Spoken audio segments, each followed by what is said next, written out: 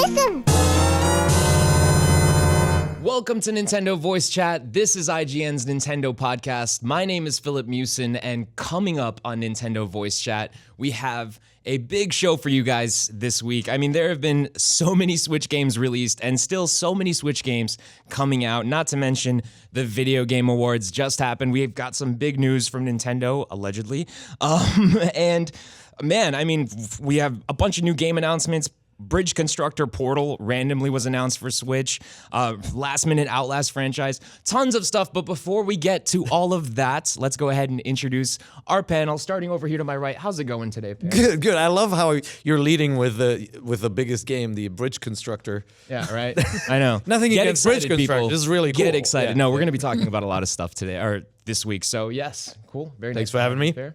And then over to my far left, your right, Zach Ryan. How you doing, Zach? Doing well. How about those Game Awards, huh? What about all those big announcements that happened? Insane. Who saw that coming, right? Yeah. I mean, I only expected. I mean, I expected Zelda DLC, but what we got was a brand new Zelda game starring Mario. That's crazy talk. Yeah. So unfortunately, when we recorded this, the Game Awards hadn't happened. We're still about 5 hours out. Sorry. So So we have no idea what's being announced, and of course you're watching this after the announcements, so we're gonna bring you some real old news today. yes, but joined right here to my left, we also have Mr. Tom Marks, our Hello. PC editor. Yes. Hi guys. Thank you very much for joining us today. Always a pleasure to be here. I love being able to talk about Switch things. So this is a good outlet for that, I imagine, at IGN. Yeah, yeah, and we you do a fair amount of talking about the Switch. Yeah. Yep. Yeah, and you're a proud owner of a Switch. I am. Right? And also a modder of the Switch as well. Oh yeah. Last time I was on the show, I was just about to start modding the Joy-Cons, and now I've put I think I'm almost up to 10 Joy-Cons modded and a few of the Switch. Well, let's go ahead and show them off Yeah. the Joy-Cons that you worked on right now. Yeah, so these are my Splatoon ones that I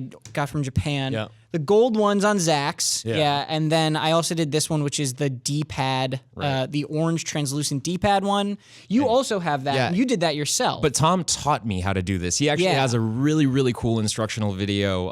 There's two of them. There's one for the regular just Joy-Con shell swap mod that you can do, and then there's an extra one for the D-pad mod as well. So definitely check that out. So of course, I mean, if you have a Pro Controller, you have a proper D-pad, but when you're playing on the go, and I ran into this with Picross S, for example, I really wanted a simple D-pad instead of the standard split button that's on the regular Joy-Con. And so I was really interested in this, and then I saw it, and I was worried that the D-pad would be kind of more like something that floats on top of this button combo, wouldn't feel right, but it feels good. No, it feels really good. I mean, I haven't had a chance to play with it with any fighting games or down to forward punch, any of that stuff yet, but it feels surprisingly legit is kind of the best way to put it. And I did this one where I actually left the normal colored back on and kept the translucent front because I just thought it looked cool. Yeah, I've seen a lot of Joy-Con mods, but I've not seen that variation right there. So that is really cool. It's a nice little twist on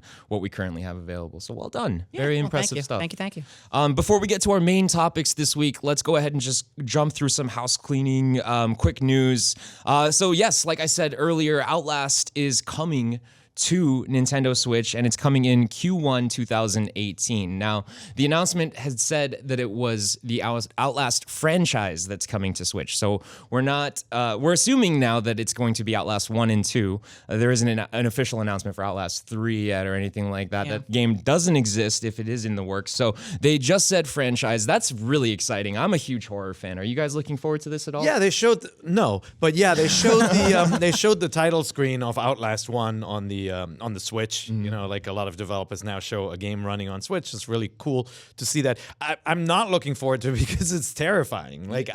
I'm not big into horror games. I don't love running away, and that game is all about running away. You're underpowered, you're left alone. It is freaking creepy. So yes, I'm going to play it. I'm going to check it out on the Switch just to see how it's running and how it's performing, but that's a freaky game. Are you a horror guy, Zach?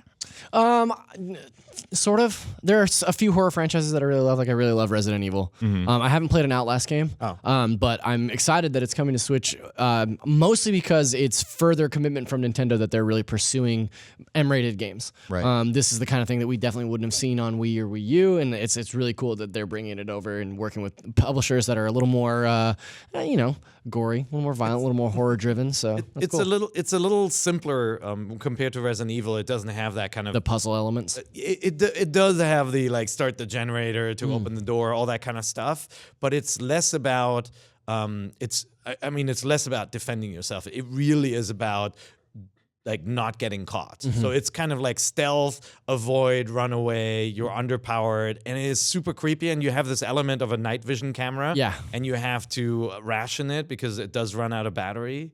So it's got that kind of found footage look with like the green night vision stuff, and it's just terrifying. Yeah. It's like do you remember Fear, the original game, like where you walk into a warehouse with lots of mannequins, like that kind of level creepy, where you know something is alive and something's gonna jump up, but you're not sure where it is. Destin has a recurring series here at IGN called How Scary Is, and I played. They did Outlast. I played the original. Yeah, I played the first like area of Outlast 2, and just really scared the bejesus out of me. It's almost like the opposite of Doom, I would say. Whereas like Doom makes you feel incredibly powerful, like you're literally tearing off demons' heads and stuff. But Outlast makes you feel like a human being, Right. like a normal human being without a weapon. You know, like so. The monsters rip and tear you in Outlast. That's the difference too. Exactly. And there's a lot of kind of learning by death in this game too. You know, where like they want you to get caught just to show you your grisly end and everything. But it's a quality game. I think we reviewed the first one, gave it just under an 8, like a 7.8 or something. They're quality games. Cool. So if you're a horror fan, then definitely look forward to more horror games coming to Switch very soon. But if you're a Portal fan, then I have great news for you. Maybe, I guess some people were upset about this. I know I wasn't very excited when I heard the news. What are you doing, Valve? What is going on? Okay, Bridge Constructor Portal is apparently coming to the Switch as well as PS4, Xbox One, and PC. But yes, we're getting a Bridge Constructor variation of Portal on Switch. How do you guys feel about this? I've never played Bridge Constructor. So excited. I know you've played Bridge Constructor, Tom. Yeah, well, I love the Bridge Constructor type games, like all those again. Polybridge, another one of my favorites, and I love Portal, and so I have absolutely no reason to be grumpy about this. Like, there's nothing about this announcement that makes me unhappy at all. Like, I'm not either. I was just laughing because it's like when somebody tells you, "Hey, you're getting a Valve franchise," and you're like, "Yeah," and then you're like, "Oh, it's Bridge Constructor." yeah. Right? But this is something Valve has done for a long time, right? Like the Peggle games had Team Fortress and Portal in it. Totally. They love, letting other people, in moderation at least, use their IPs. And I think this is a really cool and weird one that I'm at least personally interested in. And the puzzles will be awesome. Just the Portal stuff is I love the Portal franchise, and like kind of like the mind bending that goes on when you're trying to figure out like if I go in there, I come out there, and what's going to happen to me because I fall into that. And like this game is definitely going to play with that element. So. Looking forward to it too. I just think it's really interesting. Portal 2 was our game of the year 2011. Something. Yeah, and it's been this sort of long dormant series, and people have been kind of clamoring for it. So the idea of like, a new Portal game gets people all riled up, and then it's like, it's Bridge Constructor. That's weird. But looking at the trailer, it seems to me like there's a lot of the same physics-based sort of puzzling action that you're going to see in a standard Portal game. So it might be really cool. Like in the trailer, they show this truck driving off a bridge, and then he shoots a portal open so that he can gain the momentum to launch himself to the other side. And like that's something that you do in Portal. So. And it's, to be fair, I think it's a great fit for the Switch. Again, like a puzzle game where you can just mess around for a while with the physics and the puzzle and try to solve it. I think it's perfect. I certainly wasn't upset about the announcement like some people were. Like some people were like, "What is this?" Really? Yeah. It didn't upset me at all, but it did kind of make me scratch my head. Like that's a weird one.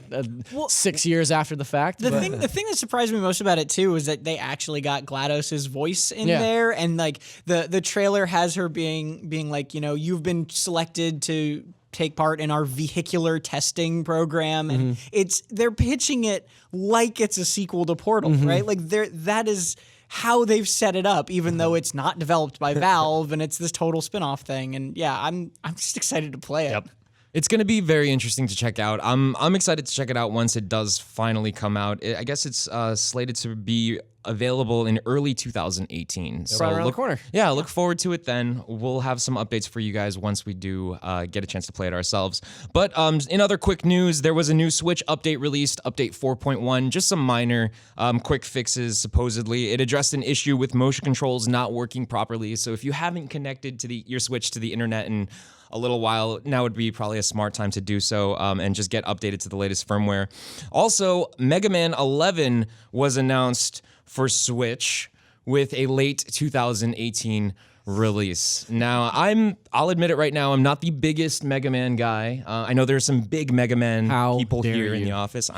I know, especially at this table here. So, Zach, you seem like you have something to say about Zach that. Rockman Ryan. Mega Man is one of my favorite franchises of all time. I haven't gone like super deep into every Mega Man game because there was a while there where Capcom was like, oh, people like Mega Man? Let's make every Mega Man. But I've played all the original Mega Man games, all the X games, Legends 2. And this, to me, reminds me a lot of Mega Man 8 for the PlayStation, and I love that game, and it is very weird and very fun, and just looks like Mega Man. And the fact that it's coming to Switch is awesome, because to me, Mega Man is synonymous with Nintendo. And I've repeatedly purchased Mega Man 2, 3, 4 for Wii U, DS, whichever platforms they're on, right? And it's exciting that Mega Man is coming back to Switch, because Nintendo's where he sort of gained fame, and now he's back, and 11 looks awesome. So, and it's such a weird story with how, Mighty Number 9 kind of split off and was supposed to give us the Mega Man game that Capcom wouldn't, and like people had given up hope in Mega Man returning at least in 2D form anytime soon, and boom, there it is. All of a sudden, you're getting a traditional side-scrolling Mega Man game.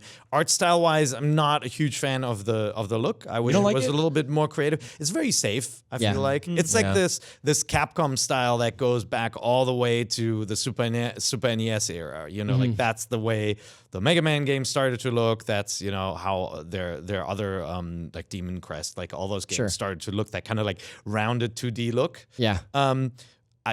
After playing games like Cuphead, you wish for a little bit more creativity in 2D game presentation, but it's certainly, that's kind of like the crowd pleaser, right? It's like, make it look the way that you remember it to look, and hopefully the gameplay is awesome. So Mega Man 9 and 10 adopted an 8-bit art style after sort of years of dormancy in the mainline Mega Man series. So I agree with you in terms of the art style. It's this 2.5D. It almost looks a little bit like Mighty Number 9 in the way that it's sort of cell shaded. I think it looks a little better than Mighty Number 9. It does, it's a little sharper, but I'm with you. I kind of wish that they had gone with either like a 16-bit art style or even something like Mega Man 8, because Mega Man 8 was on PlayStation, but it had these incredible sprites that I think it would be a really cool throwback had they done it that way. Either way, I'm stoked to play it. This sort of opens the doors for, Capcom has been a little bit cagey on how much they're going to support the Switch, so bringing Mega Man 11 is a good vote of confidence, and hopefully they'll bring the Legacy Collection 1 and 2 over as well, because that... Give me every Mega Man on Switch, and like I'll have games for days. Like that's awesome. It's positive news. I think games like this answer the question whether third parties will support the machine. They certainly do with these kind of like the simpler games to port, right? And that raises hopes for some of the more complicated games to port from companies like Capcom or Ubisoft. So I'm digging it. It's definitely it's nice to see more support coming in from third parties, especially like Capcom. We just got Resident Evil Revelations 1 and 2 from them as well. Street Fighter 2 earlier in the year. So that, just more stuff like that. Please, more third parties come to Switch. It's very nice to have you here. They have such an awesome back catalog of classics too. So, hopefully we'll see more as part of Nintendo's online. This game, not directed by Inafune, who's a classic Mega Man guy who created the series, but created by a team that previously worked on Mega Man. So there's some rumblings out there online. People are saying that they don't particularly care for the way that Mega Man runs. Like his animation cycle looks really weird, and it's feels a little bit slower, a little bit floatier than previous Mega Man games. Because that's the one thing. All the NES Mega Man games feel almost identical, in the same way that like Mario has set physics. Like Mega Man has these physics that you kind of rely on. So interested to see what happens. Late 2018. So we gotta wait ahead of us. Taking their time. Yeah, totally into it. Cool. All right. Well, jumping into the main topics then for the week, we're making good time here.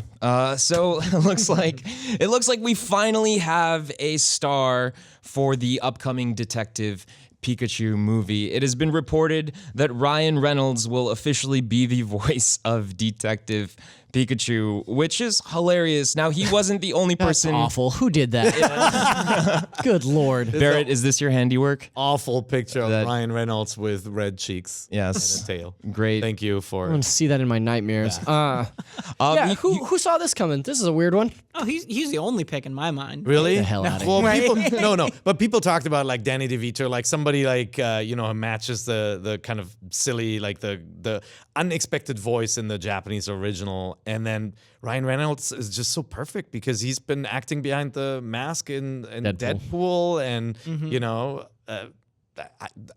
we'll see where this goes. It's just such a weird curveball for me. I think it's a good choice. I think Ryan Reynolds is a good actor. He's a funny guy, very charming.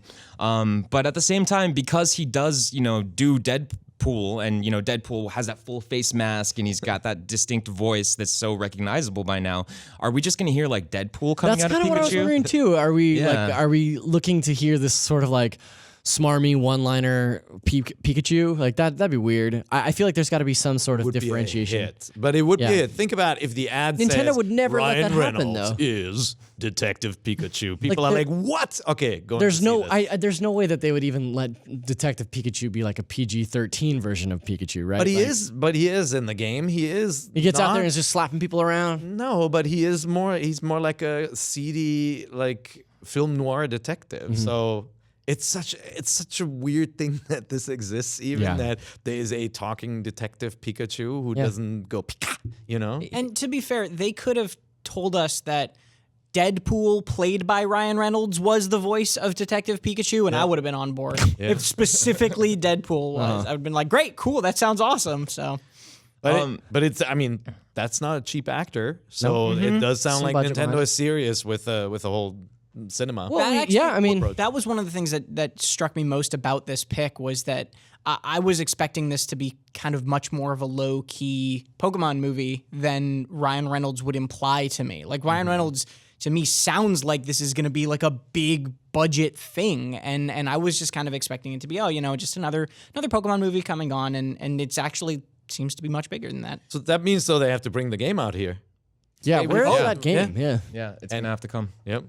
Yeah, I don't know. I mean, it just seems like Nintendo's making big moves lately. Like, I mean, we heard rumors, or I guess now it's confirmed that they're working on a Mario movie, right? Mario Brothers movie. This Detective Pikachu movie is moving along very nicely. We have Ryan Reynolds on board. And then, of course, earlier, way back, we heard about the theme park being worked on, right, with Universal Studios. So it just seems like Nintendo is really trying to come back with something big. So it's very, very exciting. And I'm really curious to see how this movie in particular is going to turn out, because it's written by Nicole Perlman, who wrote Guardians of the Galaxy. And that's awesome. Yeah, I thought that was a great movie. So Well, now we just need that Zelda TV show. yeah, I wouldn't put it past them now. It really seems like Nintendo is in this this sort of era of diversifying their bonds. Like they, like for years they've been known as a console manufacturer and software developer, and now in the last couple of years now they develop for mobile platforms. Now they have a theme park, like the things that you were saying. Looks like they're leaning hard into at least getting their franchises out into theaters. So yeah, I'm totally into it. I think it could potentially be really cool. Cornering the cereal market as well. Yes, that's true. I wanted to. I had to put it down flat, by the way. It was wiggling on the table the whole time. I apologize for those of you watching the podcast. We have or listening to the podcast. We have a box of the Super Mario cereal. Yeah, Here's what it sounds like. 1,000 Delicious. pets just ran into the living room. It's delicious. Yeah, I forgot to mention it earlier, but we just got a box sent in to us this morning from Nintendo. So thank you, Nintendo, for sending that to us. We still haven't opened it up. We still haven't tried it, but it looks delicious just from the box art, and I'm excited to see. We've got some fun stuff. Sure planned. does look like cereal. Yeah, it'd be cool. I wanted to pose a question to you guys about this Super Mario movie coming out, and to the audience as well. The over/under. I know we're still a ways out, but what's the over/under on Mario talking? Do you think he talks in this movie, or do we get Yes. a 100%. classic? Yeah, You think so? Yeah. But I I don't think he think has he's to, going right? to blabber a lot. I think he'll do. You think he'll of the say more than? reaction. You think he'll say more than like "It's a me, let's go, wahoo"? You think he's going to be like fully voiced? I don't think he'll say a ton. I think he'll be a little bit more of a silent hero, but I don't think it'll be just limited to Wahoo and you know. Oh no! Oh no! Yeah, I have a tendency to agree. I think you're right as well. So what do you tell us? What do you guys think? Is he gonna do a talk? Let's find out. I think. Oh yeah, I think he's talking. I'm probably more on your side. I mean, I said this in the office a while back, but like Mario saying like "thank you for playing my game" at the end of Odyssey was like probably 2 more words than I ever needed to hear Mario say in a row. Like at that point, I was like, all right, this is getting a little weird. But I think he'll probably be at that level of sentences, like scattered throughout the movie. I don't think he'll be like Mario from the live action one, talking like a gruff Italian plumber or whatever. But well, it sounds to me like you haven't collected all the moons, because when you get all the moons in Mario Odyssey, he actually does the entire monologue from Hamlet. It's crazy. Oh, wow. Yeah, it's pretty wild. I have to get that now. Yeah. It's a massive Easter egg. It's not good. That sounds terrible, but it's there. So Thank you, Zach. you're welcome. I think as long as Nintendo is selective with his dialogue, it probably will work out for the best. He for might them, have a yeah. chatterbox like second in command, right? Like, But they'll it pair might him with be- a not kid or Luigi, something, right? But maybe they have Toad just talking the whole time. Yeah. Hey, what's up? I'm Toad. Hey, dog, it's me. I might be more unsettled by that actually, if that was just Toad talking like that the whole movie. Well, if you guys are excited about the Detective Pikachu movie moving along nicely, well then you should definitely be excited about this, because we are finally getting remasters of GameCube games and Wii U games. Yes, you heard me correctly. I mean, not we. Well, yeah, okay, not we. I guess if you live in China and if you have an NVIDIA Shield, there's a caveat. If you live in China and if you have an NVIDIA Shield tablet, then you will be able to play remastered GameCube games and Wii games. That was not cool, Philip, because I feel like a lot of people who aren't following the news that closely just heard remasters and thought Switch and awesome, people just started freaking and out, yeah. Sunshine and all of that.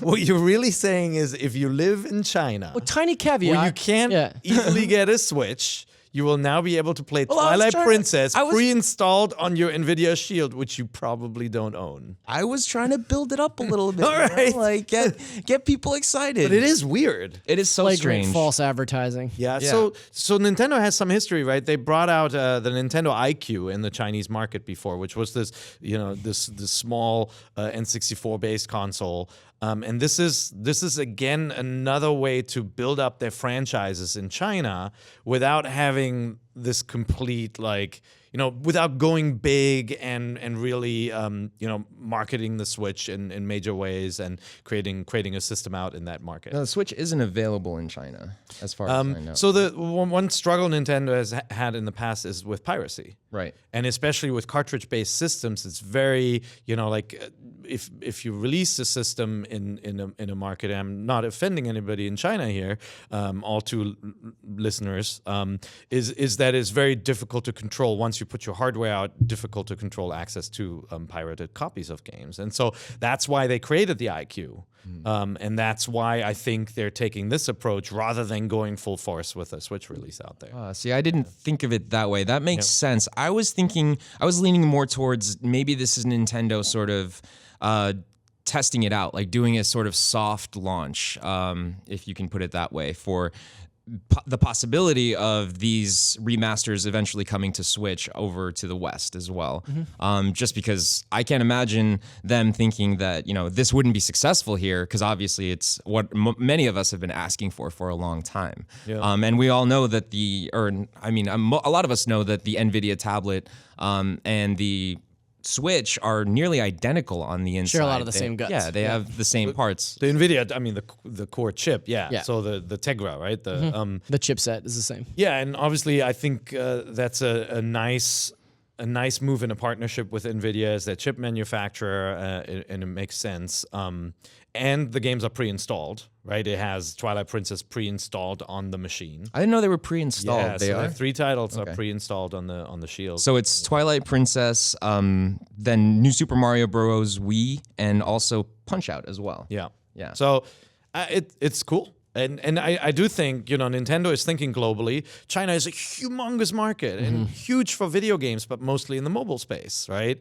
And I don't think the NVIDIA Shield is the most amazing way to enter that market, right? Obviously, having mobile games available in that market is a bigger deal for Nintendo, but I see it as baby steps. Yeah. And as them taking care of their franchise and making sure that the Chinese market doesn't forget about Mario and keeps being excited about Nintendo franchises. Yeah.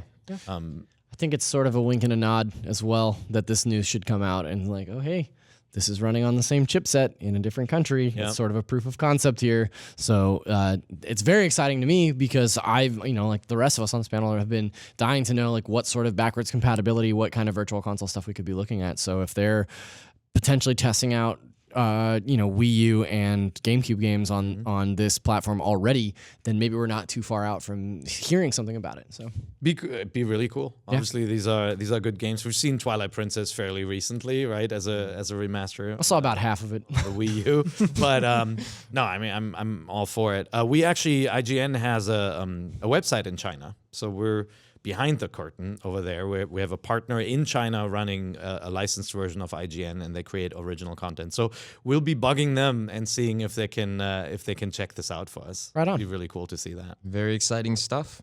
Cool. Well, in more sort of Nintendo, I guess, news. That's totally Nintendo news. What am I talking about? There was an alleged direct leaked by EA. Now, this is very much sort of still in the rumor phases. It's all but confirmed, but apparently the campaign roadmap for the upcoming EA Switch game, Fe, is that how you say it? Fe. Leaked out on Reddit. So there's an actual image circulating the internet right now, and it's showing sort of the outline of the release map for Fe. There you go. You guys can see it on screen right now. And what it shows is obviously the re-reveal of the game during Gamescom in August.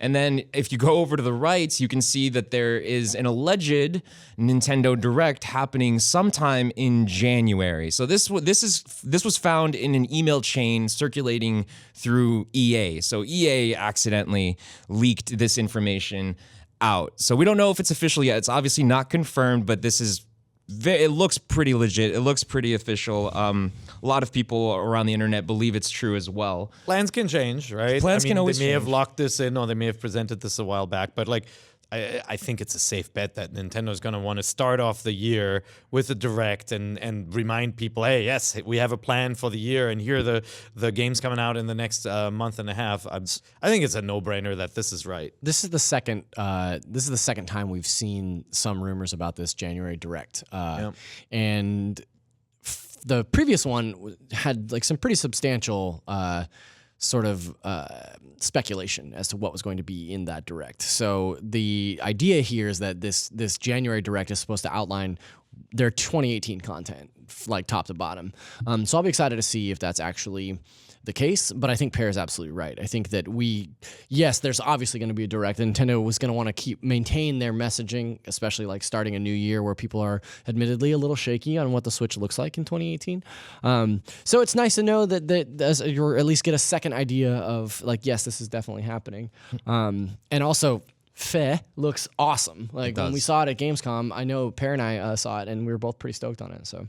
Nice. Yeah. What do you want to see out of this Direct? Well, I was trying to think of like what they could be, and there are a lot of like starts of threads that we got this year, right? That we just have no idea. Passing the cereal around one. Woohoo! But there's like a lot of little threads. Like we got like the hint of a Pokemon Switch game, and like we were told about the Fire Emblem Switch game and an Animal Crossing Switch game, and like all these things are things that we've basically just like heard one sentence about, and then nothing else. Yep. And I'd really like them to like nail those down at least a little bit more concretely. Like just with, yes, this is actually happening, and here's like a window even. Like they don't have to show me gameplay. I'm not asking for the world. Like just that these are, when we can start to expect these things a little more is something I'd really like to know.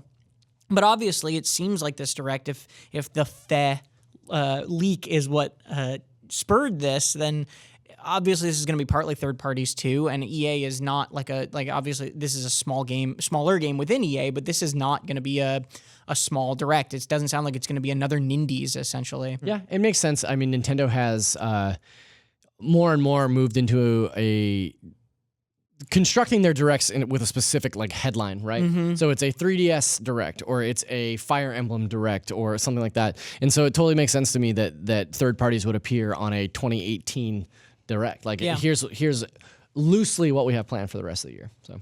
Yeah, it would be great to see more sort of like a bigger roadmap for Nintendo and what they have planned, for their own games and with the third parties as well. But I'd also love to see more information coming out finally about the Nintendo Online service as well, like in that direct. It would. Well, let's not forget all the great announcements they made at the Video Game Awards. Oh yes, of course. Yes, remember all those?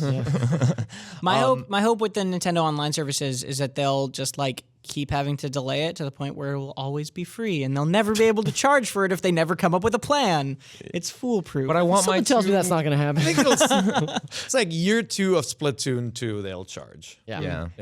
They'll let you run it for a year.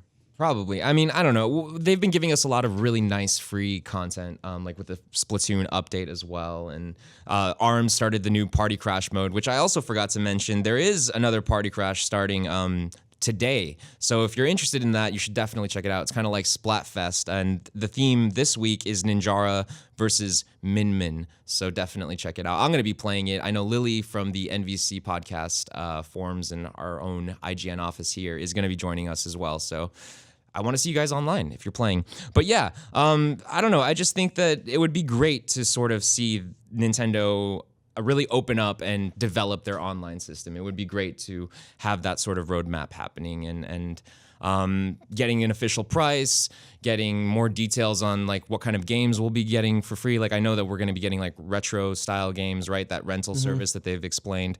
So that's exciting, but we need more information. So hopefully we'll get it soon. Yes. And then Tom and I got a chance to check out the brand new Mario plus Rabbids 2-player versus mode update, which actually released today, I believe, on Friday. It's today for you guys, which is Friday. So the future. Speaking of free updates, yes, right? yeah. So there's just more free stuff kind of coming out, and it's really exciting because this one is really good. Tom, you enjoyed it, right? Yeah. What did you think about it? So it's 3v3. Just to break it down, it's 3v3. You choose your team, and then you choose a loadout basically for each person, and you can unlock different loadouts of different weapons or different effects and that sort of thing. And then each turn you have a timed amount of time to take your turn, and you have what's called 3 action tickets in a turn, and moving is an action, attacking is an action, using an ability is an action. So you could either move all 3 of your guys once, or you could attack once with each of them, or you could move one person, fire with them, and use their ability. You can't just go all out the way you can in the story mode. Story mode, yeah. And I actually really, really liked that, because one of my complaints, I loved Mario and Rabbids, but one of my complaints with the game is since you could just do basically everything every turn, the strategy of the game was relatively straightforward. You could pretty quickly kind of see mostly what an optimal path was on a turn. Except for in boss battles where you have to really be careful. Right? Yeah.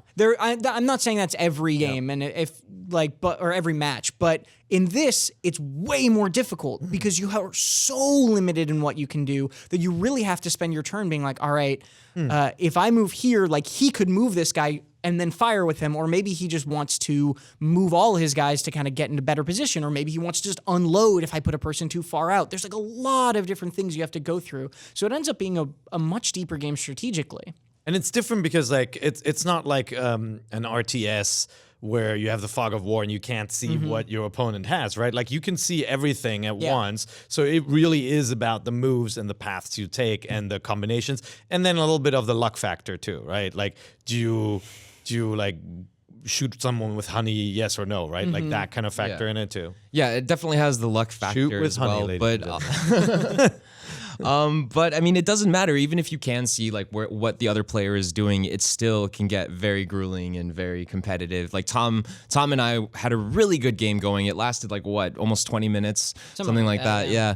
But it was very, very intense. I was winning for the better half of it, and then somehow Tom just spun it on me and ended up winning the round. He took it home. It's all that training on XCOM on PC. There you go. Yeah, I'm really enjoying the mode. I think it was a genius idea. One of the problems problems I had with Rabbids when it originally came out was that there wasn't a competitive mode, like a PvP mode in the game. So now that we do finally have it, I think it's great. I've always loved that, or I loved Rabbids when it came out, Mario plus Rabbids, but I thought that something like that was really missing from that experience. Because it calls for it, right? Like you can see how it would be fun by just looking at the gameplay. Exactly. It just seems like it would work so well. It's a little unfortunate that it's not online. It's just local multiplayer. That's crazy to me. Yeah. It's a bummer. Like that is just nuts to me that you can't play it online. Even if there wasn't any matchmaking, if you could just do it like with a friend online, that would have been so much better than local only. I'm always disappointed and I know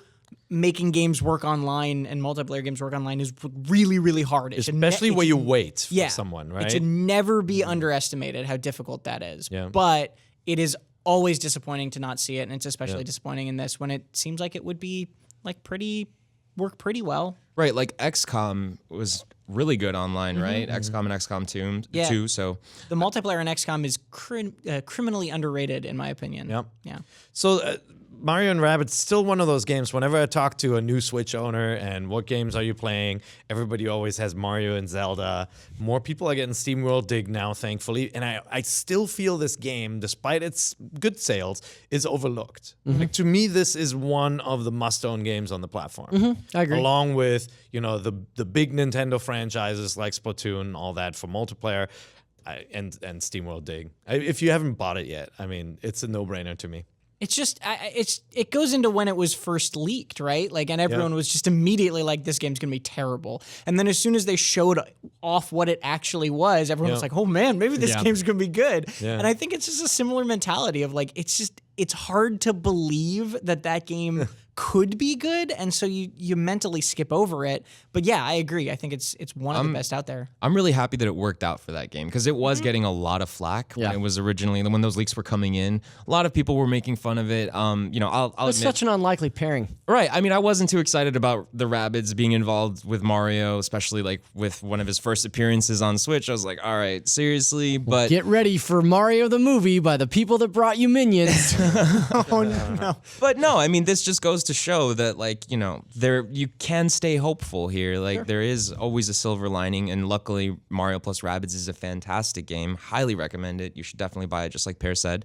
And it's great that we now have PvP added to the game. Just a little unfortunate that it's not online. So, if you're a developer and you're listening to this, try and make more online related Switch games, please. Simple request. Yes. I mean, Now, can you please? Well, honestly, not just online for Switch games, but like I really wish more indie games that had co-op had it cross Switch, like Mario Kart does, where you can just go from over Wi-Fi or whatever they're using. Like I think there are a lot of indie multiplayer games that could take advantage of that. Like Overcooked would be a great game with that, and it just doesn't have it. So you guys screen, are playing on one Switch. Yeah. Oh. Yeah. Okay. I see. For some reason, I had it in my head that you guys each had a Switch and were playing each other on. No, okay, it was on one Switch, and we just switch back and forth. But 9 Parchments you can link up, right? Yeah, that's a local multiplayer, so you can that's a good new game that you can play with multiple machines. Yeah, just finished my review for that, so definitely check it out. Very, very good game, I would say. Fun for local multiplayer. Not so much if you're playing by yourself. Very difficult if you're playing by yourself. Yeah, I died 382 times. That's a lot of times. Yes. A lot of times. Yes. Yeah, you and I played about half an hour of 9 Parchments co-op, and that game is fun as hell. Like it's kind of Gauntlet, sort of Legends Diablo, vibes, sort of Gauntlet. And it really does require you to be on your toes. You're switching between powers, you're dashing to avoid enemy attacks.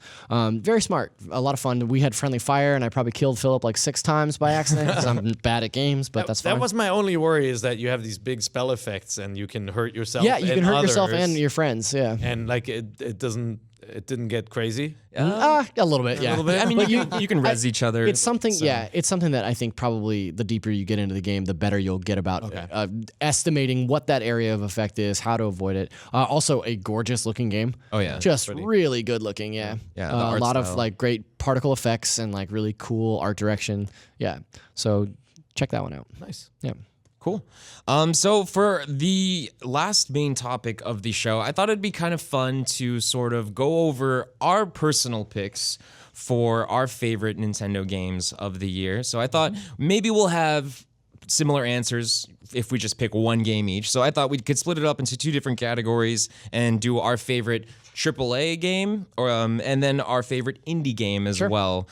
Just Nintendo. It doesn't have to be a Switch game. It could be a mobile game. It could be a DS game, or it could be a Switch game. Oh, I see. Okay. Just can't be. Oh, I see. Cross format. Okay. Yes, exactly. Yeah, and you know, obviously the nominees for Game of the Year, IGN's nominees are up on the site. So Google that or go to IGN, check it out. We nominated 10 games for Switch. I got them here if you want them. There were some people who were angry that we didn't include ARMS. There's some people that were angry that we didn't include Xenoblade as well. Yeah. Because Xenoblade came in a little under the wire. Yeah. So the 10 games on our best of list, I wrote down this tiny paper. Oh, very cool. Zelda, obviously. Heard of it. Super Mario Odyssey, Mario plus Rabbids, Splatoon 2, Stardew Valley, Steamworld Dig 2, Mario Kart 8 Deluxe, Snipper Clips, Thumper, and Golf Story. Yep. And you know, the nominations are voted on by the entire team of the IGN editors. So, you know, that allows games to get in that get a 10, but also games that could get in that got a review in the 7s from someone. We don't have a cutoff on rating because we want this to be a collective opinion on the best games for each platform. And so that's how you also, you'll see some really major big AAA budget games next to a small indie game like Thumper, which has a ton of great fans at IGN. But yeah, these are not...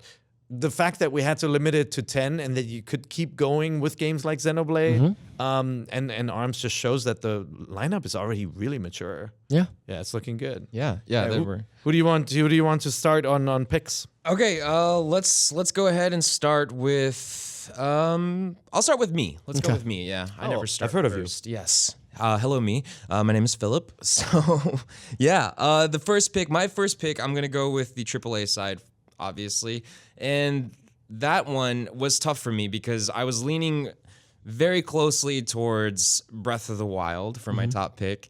And then I remembered that we had a fantastic Mario game release this year as well. So then I started swimming over here to Mario, and I actually played a lot of it last night trying to figure this out. And then I went right back to Zelda. I'm sorry. I'm too big of a Zelda fan. I mean, Breath of the Wild is not just one of the best games of the year, but I think it's one of the best games ever, in my opinion. So I truly am in love with that game. It's just done so much for the series. It reinvented it, in my opinion, completely. Like doing something different with the temples. I know that there are people out there that weren't necessarily happy with that. They missed the idea of like going into dungeons and going in this nominal like sort of order and having to collect different items and then do the big finale at the very end. Whereas but it's just not Zelda. Yeah, it's just not Zelda, exactly. But for me, like, I think the series needed something like this. I think that it brought in a lot of new fans who maybe didn't want to give Zelda a chance before, but since there was so much hype about it, and because it just is as amazing as it is, more people just decided to jump in. So that would be my pick for the AAA game. Now I know that a lot of you guys are probably going to have a similar sort of answer, but let's see. Let's. What do you think, Per? What was your pick? All right. My pick for Game of Switch and Game of the Year is Breath of the Wild, and I absolutely adored Mario and love a lot of the games on the other platforms as well. I'm still playing Persona and will be for the next 10 years. You and me, buddy. I just felt Breath of the Wild just did so much that felt fresh. And unlike many of the other games that I play, I always looked forward to the stories that I could tell my friends, and coworkers coming to work and just kind of hinting at, oh, I've discovered this thing. Have you discovered it? And then hearing, no, not yet. And and in the end, if your friend had discovered the same place and had played the same stage or completed the same challenge, finding out how different everybody solved it. Like you found a labyrinth and you worked your way through and you were so methodical about how you did it. You only turned left and you went to every corner. You got all these great weapons. And then your friend goes, oh, I climbed to the top of the labyrinth and I fought the Guardians and, I somehow made it through and I didn't get any weapon. I'm going to go back. Like those kinds of stories, it just highlighted how non-linear and awesome that universe was. And then just the concept that anybody would have the guts to build this open world and then put so few limitations in place. And you kind of mockingly said, oh, it's not Zelda, right? The Zelda franchise has reinvented itself. It started with a very open world game. It had games using item gates where, you kind of work yourself up to have more tools, let you get to new places. Point and click games, a 2D side scrolling game, right? Like RPG style. And now we're at a point that feels like almost an amalgamation of all the games. And it did have, like having certain items helped you with certain things, right? Like certainly having the gift of fire helped you with certain areas. But I just loved how different it felt. I loved the freedom. And I think from a storytelling perspective, the way it nudges you towards the end, the way it invites you to just get off the beaten path, crazy stuff you can find in that game. It's my game of the decade. Yeah.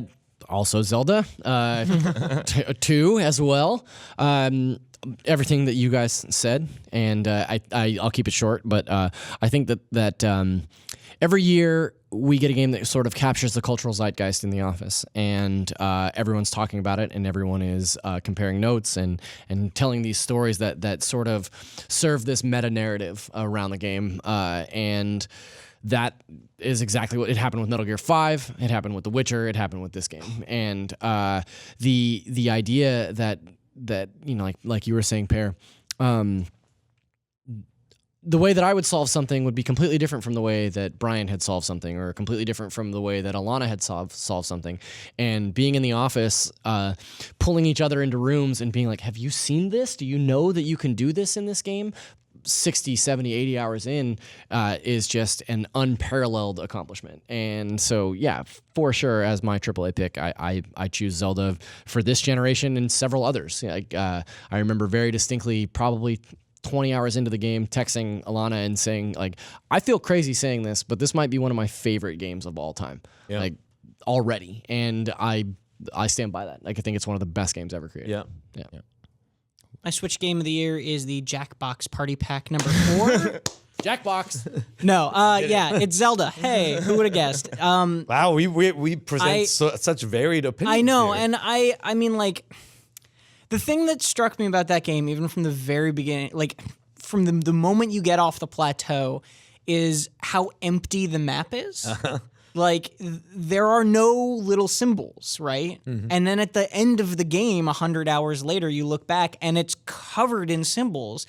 And they're not symbols that, the game told you to go find. They're symbols that you put there, and symbols that you found, and experiences that you had, right? I think it does a lot of cool things with, like, the physics of fire spreading and, like, the fact that you can climb anything. And, like, all that stuff is great. But I think the most successful thing that game did is you look at a mountain and there's 0 things telling you to go climb that mountain, and you go, I want to go climb that mountain. There's something up there. And then when you get to the top of the mountain, the game rewards you. Yeah. It does this incredible job of tricking you into doing things that it already wants you to do. And that's incredible because it makes you feel like you're making all these choices, and, like, secretly designers at Nintendo spent hundreds and hundreds and thousands of hours making you think that you made that choice. And it's brilliant. Tricky. It is brilliant. I just can't believe how freeing they made that game feel. You're right. It's almost like you're working really hard to climb Mount Everest for the first time. Yeah. And then you get to the top, and there's a little box with a note that says "Thanks for playing our game." Yeah. Right? It's like you feel like you're discovering something, or you're figuring out a way into something, and then they thought about it. Yeah. They thought about you being able to get behind something, and there is something there. You're like you put that mushroom there just to tell me you knew I was going to do this. And it's even, like, little things where you're, like, in a forest and there's, like, one bigger tree that you can climb, and you're like, oh, I want to climb this tree. And then there's a rock with a korok at the top of the tree. Yep. And it's like every little thing that you might want to explore rewards you in some way. Yep. Yeah. You're like, it would be cool to be able to ride a bear. Yeah. And they're like, we thought of that. Yeah. Yeah. I just can't believe how freeing that game really, really was. 4 and Zeldas. I agree. Huh? 4 for 4 Zelda. So we have 4 Zeldas. What about the indies? Yeah, now I knew that was going to happen. I had an inkling that, we were going to at least have 3 out of 4 Zeldas. I think if Brian was here, Brian would have said Mario. Yeah. You think so? And Ryan, too. But just because of the Italian thing, though. Yeah. Solidarity, etc. But yeah, so let's talk about our favorite indie Switch releases, or the favorite indie Switch Bet you would go release. 4 for 4 on this too. I think we're gonna be really boring. I feel like I'm not going to agree with you. I know that for sure. All right. I feel like I know what you guys are gonna say. Whoa. I think I know what he's gonna say. Do you? Yeah. I'm not sure you will. I think it's. Let's all say let's gonna all be very say it at the number same slash. time on 3. Okay. 1, 2, 3. Steamworld Steamworld Dig Dig. 2. Yeah. No. Why didn't you say it? You guys didn't say anything. I said it. Oh, you said agree with Steamworld you. Dig too. I'm saving mine for okay. last. It's All gonna right. be a surprise. All right, let's hear Philip. What did you say? No, I said last. I said Surprise. Kingdom Newlands. Okay. What? Kingdom Newlands is like Yeah? Oh, nice. one of my favorite games ever on PC, and it came to Switch this year, and I think it's criminally underrated. I think that Kingdom Newlands is the perfect game for Switch because it's a game that rewards replayability and it rewards dropping in and dropping out, and it is exactly what I want to be playing on my commute home from work every day, basically. Explain what it is, because it is one of the lesser known games. Yeah, so it's kind of like a roguelite-ish thing where it's pixelated 2D side scroller. It's kind of like an RTS almost, but 2D, and you get coins and you drop them. It's completely wordless, basically. You give coins to these little villager people. They join your little town, and then you can give them either bows or hammers. If you give them a hammer, they start building things you tell them to build, and if you give them bows, they start fighting. Bunch of clever little villagers. Yeah, and it's really, really simple. And then every night, there's a day-night cycle, and every night monsters come and attack you, and you have to build walls to defend. And then you can build knights eventually as you expand your settlement. You can build knights and then send the knights to go destroy the portals that the monsters are coming from. But it's great because you can't win. So if you just try to survive, like eventually you'll get overrun. There's no way you can survive. So the whole plot of the game, and this is what Newlands has different over the original Kingdom, is there's a boat on the map, and you kind of have to fortify the area around this boat, repair the boat, and then escape the island you're on the boat. And then you start over. And that's why it's like a roguelike, because then you go to a different island and there's new challenges. You unlock new things that you can find on previous But challenges. you carry the skills over from the previous island. So you only carry what you can get onto the boat with you. So if you do a really, really good job and you get all these soldiers with you, you'll start the next game with soldiers. But if you are like literally, I've gotten onto the boat while I was like running away from a mob of creatures one time, and so I started the next world with like one worker, and that was it.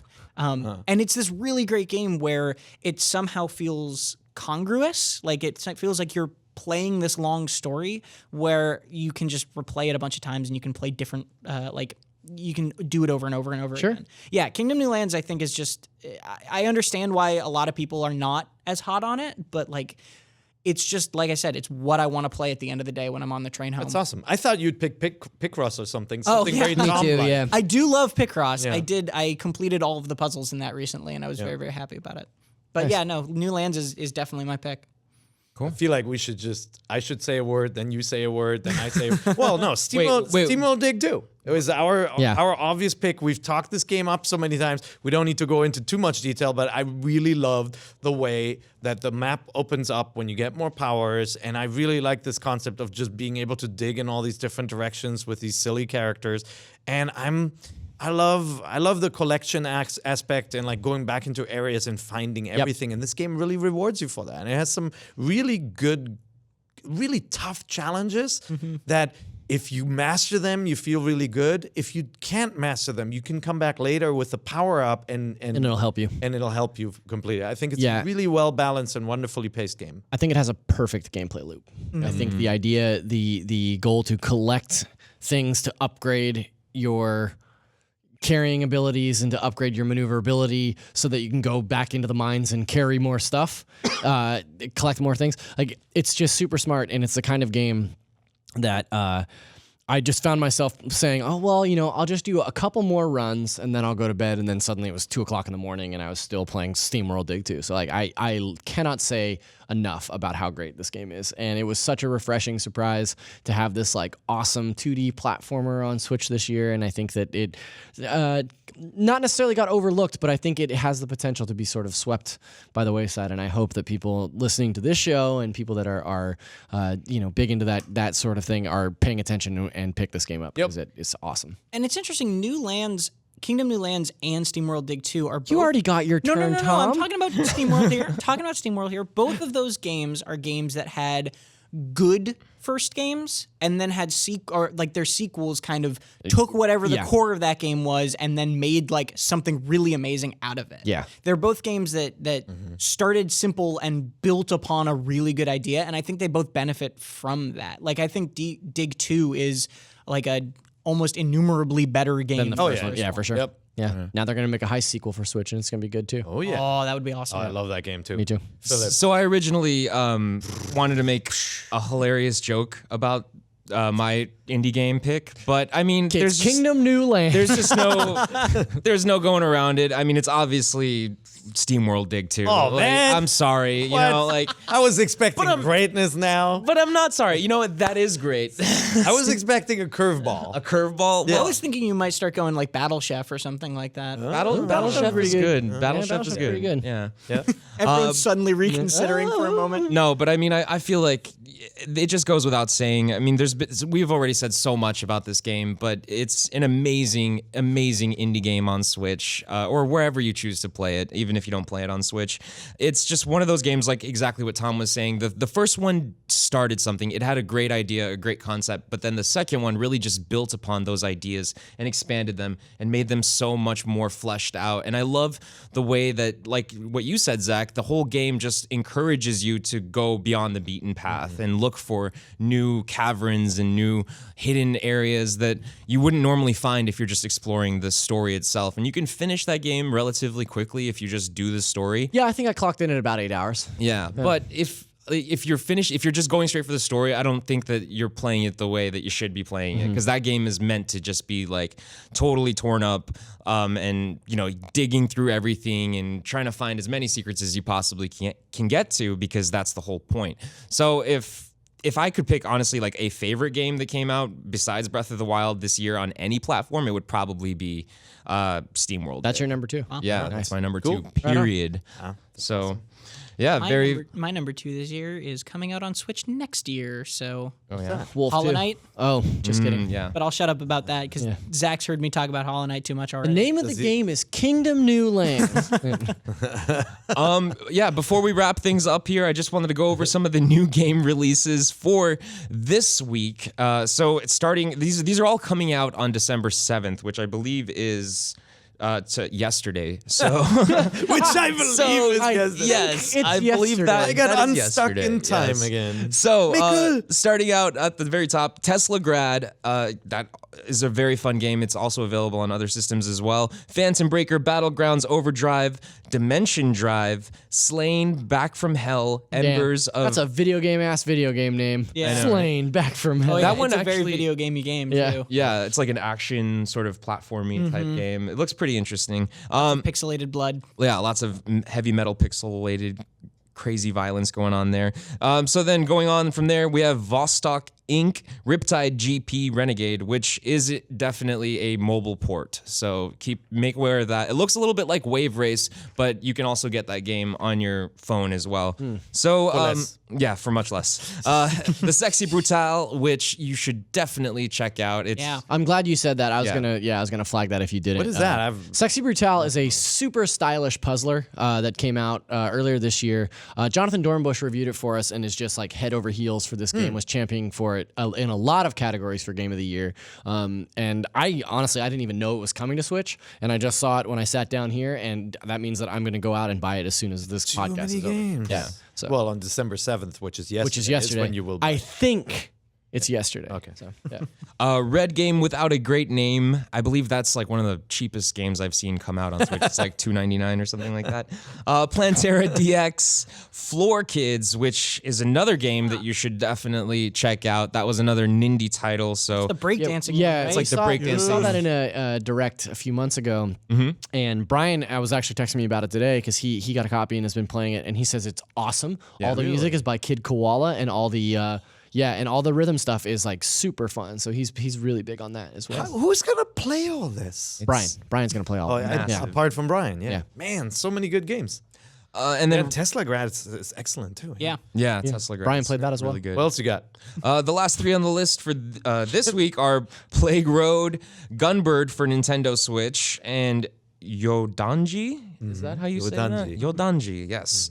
So those are the releases for this week. Next week are Human Fall Flat. That comes out on December 8th. That's a great game. Don't sleep on it. Yeah, it's Yeah. one of those games that It's definitely like a physics-based puzzle. It's basically Gang Beasts if Gang Beasts was a puzzle game instead of a fighting game. Oh, cool. Like a little Octodad-ish, right? Yeah. Like Right. the like trying to figure out how your arms It will trolls you attach with the to stuff. controls. Yeah. Yeah. I've been playing a little bit of that. Pretty fun so far. December 8th, also One More Dungeon, Tennis in the Face, Vegas Party. You can't just say tennis in the face and move on. All right, fine. I have no idea what that game is, so I'm just going to move on. And then the last 3 coming out on December 12th, The End Is Nigh, Pinball FX3, and Party Planet. So So the end is nigh. Obviously, that's a pay great attention one. to that one. Yes. Oh yeah, The End Is Nigh, game from Edmund McMillan, part of Team Meat, one of the creators of Super Meat Boy. Just it's a really, really cool platformer kind of follow-up to Super Meat Boy. Awesome. It's very, very similar and very different at the same time. Extremely challenging, but it's That's good. awesome. I love Meat Boy so much. Yeah, that's Yeah. great. It scratches the itch while still managing to be like its own thing. cool. Yeah. I mean, they're easily 4 or 5 must-have games in this list of stuff Yeah. that we just read. Like in these 2 weeks. Again. yeah. That's awesome. It's perfect timing for Yeah. Christmas break. Good luck. I'll just be playing Persona. Christmas break is all Persona blood. and Xenoblade. I mean, that's not a short game. No, either. I know. Yeah. That is probably what I'm going to be playing over the holidays, like this entire time. I'm going to try and beat it before the end of the year, so it's going to be fun. And Yeah, then I've been playing Xenoblade. don't. I've been playing Xenoblade only in transit, and I have come to realize that I'm not in transit that often. So I was telling you guys I've been playing it in about like 20 to 40 minute chunks per day, and so at this rate, I should finish that game around 2022. and don't forget, as you're making your plans on what to play, that you have completely forgotten about the last Zelda DLC. True. Hopefully, remember when we saw that Yesterday, news? we saw that yesterday. Video Game That was Awards? awesome. Wow. Yeah. That was insane. All right.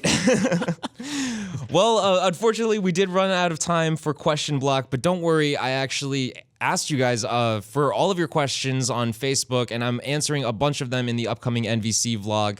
And then if I didn't answer your question in that video, I'm definitely going to go back in that post and try and answer as many of your questions as I possibly can personally. I think there's like over 100 now. So if you guys want to come in there and help out, that'd be totally Can great. we? Yeah. All right. I'm so going to jump just in and ask more questions. on Facebook, just search for Nintendo Voice Chat Podcast Forums. Yes, So you'll find it there. I'm kidding. I love answering viewer questions, so I'll help out with that too. We should do an episode that's just question block. Yeah. should I do a agree. live, Just, like, burn through a bunch do of a them. live stream and just take questions on the That's air cool. via chat. Yeah, let us know in We the should comments. plan the show more while we're on the show. I can, but I don't even know if yesterday is live. today or today is yesterday. We'll call our friend Garuk. We'll find out. All right. Yeah, let us know. Let us know in the comments if you like that idea. I mean, we're definitely open to that. So, for sure. But before we wrap things up, Tom, where can people find you at? At Tom R. Marks on Twitter is the best place to find me. Cool. And He's got a Batman avatar, and the man loves to make pies. It's both true. I'm at Zacharias D. awesome. And Pear, where can people find you at? Pure IGN. And I am Philip Musin on Twitter. So at Philip Musin. I think Sure? that's my handle these sure? days. I'm pretty sure. I'm pretty sure I've never. It's changed. also his name. I always have to double check my Instagram handle because I never remember it. Yeah. It's like it's the permutation of my Twitter handle, but I never remember how. You've got to, you definitely got to be consistent with it. All right, guys. Well, thank you so much. That's our show this week. Thank you very much for watching and listening. If you're watching us on YouTube, then definitely make sure you're subscribed. Or if you're listening to us on your favorite podcasting service, then definitely make sure you're subscribed to that as well. Have a great week, and we'll see you very soon. Give me that cereal. What a silly show.